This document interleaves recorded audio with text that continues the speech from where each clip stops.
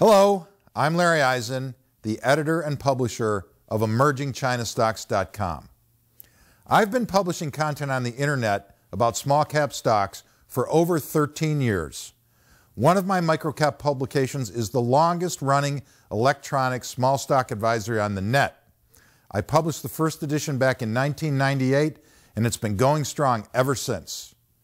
I'm a regular guy who happens to be a serial small cap investor. I've been investing in small cap stocks for 23 years, but I didn't go to Harvard. I went to the University of Colorado. I'm not a certified financial analyst, but I know how to read a financial statement. My education and expertise comes from experience.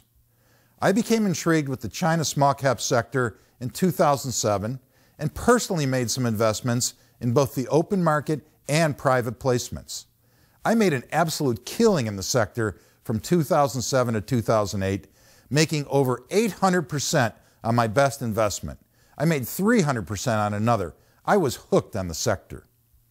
Then the fall of 2008 came along and completely derailed the China small cap bull market. The market bottomed in the spring of 2009 and started coming back.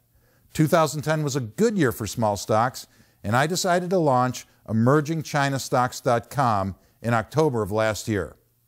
I suspected growth would be dead for some time to come in the U.S., so I knew investors wanted to look elsewhere globally.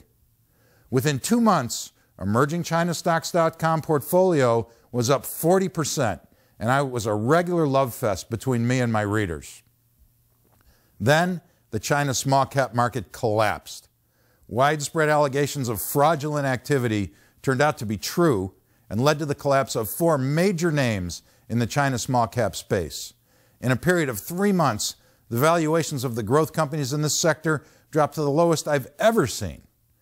I lost a substantial amount of my own capital in one company that turned out to be fraudulent. I was considering abandoning emerging China stocks, but then I was struck by an interview I saw on TV.